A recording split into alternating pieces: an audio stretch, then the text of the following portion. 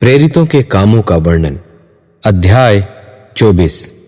5 दिन के बाद हनन्याह महायाजक कई पुरनियों और तिरतुल्लुस नाम किसी वकील को साथ लेकर आया। उन्होंने हाकिम के सामने पौलुस पर नालिश की।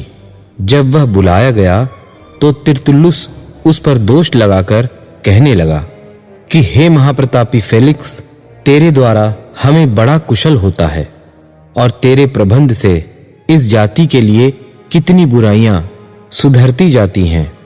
इसको हम हर जगह और हर प्रकार से धन्यवाद के साथ मानते हैं, परंतु इसलिए कि तुझे और दुख नहीं देना चाहता, मैं तुझसे विनती करता हूं कि कृपा करके हमारी 2-1 बातें सुन ले, क्योंकि हमने इस मनुष्य को उपद्रवी और जगत के सारे यहूदियों में बलवा कराने वाला और नासरियों के कुपंथ का मुखिया पाया है। उसने मंदिर को अशुद्ध करना चाहा और हमने उसे पकड़ा। इन सब बातों को जिनके विषय में हम उस पर दोष लगाते हैं, तू आप ही उसको जांच करके जान लेगा। यहूदियों ने भी उसका साथ देकर कहा, ये बातें इसी प्रकार की हैं। जब हाकिम ने पौलुस को बोलने के लिए सहन किया तो उसने उत्तर दिया, मैं यह जानकर कि तू बहुत वर्षों से इस जाति का न्याय करता है, आनंद से अपना प्रत्युत्तर देता हूं।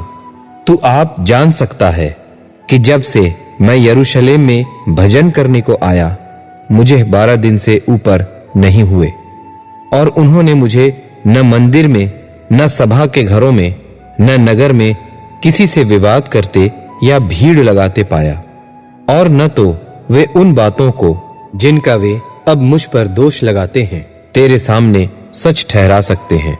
परंतु यह मैं तेरे सामने मान लेता हूं कि जिस पंथ को वे कुपंथ कहते हैं, उसी की रीति पर मैं अपने बाप दादों के परमेश्वर की सेवा करता हूं, और जो बातें व्यवस्था और भविष्यद्वक्ताओं की पुस्तकों में लिखी हैं, उन सब की प्रतीति करता हूं, और परमेश्वर से आशा रखता हूं, जो वे आप भी रखते हैं, कि धर्मी और अधर्मी दोनों का जी उठना होगा।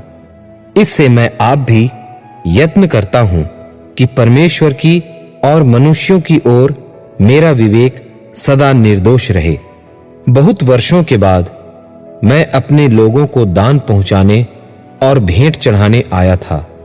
उन्होंने मुझे मंदिर में शुद्ध दशा में बिना भीड़ के साथ और बिना दंगा करते हुए इस काम में पाया।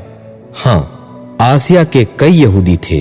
उनको उचित था कि यदि मेरे विरोध में उनकी कोई बात हो तो यहां तेरे सामने आकर मुझ पर दोष लगाते, या ये आप ही कहें कि जब मैं महासभा के सामने खड़ा था तो उन्होंने मुझ में कौन सा अपराध पाया। इस एक बात को छोड़ जो मैंने उनके बीच में खड़े होकर पुकार कर कहा था कि मरे हुओं के जी उठने के विषय में आज मेरा तुम्हारे सामने मुकदमा हो रहा है।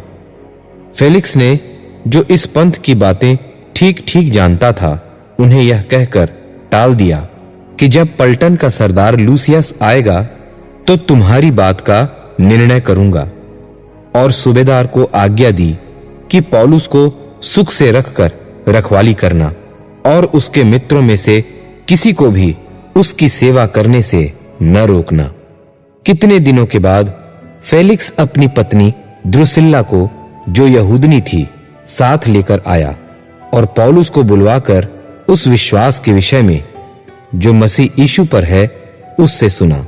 और जब वह धर्म और संयम और आने वाले न्याय की चर्चा करता था तो फेलिक्स ने भयमान होकर उत्तर दिया कि अभी तो जा, अवसर पाकर मैं तुझे फिर बुलाऊंगा।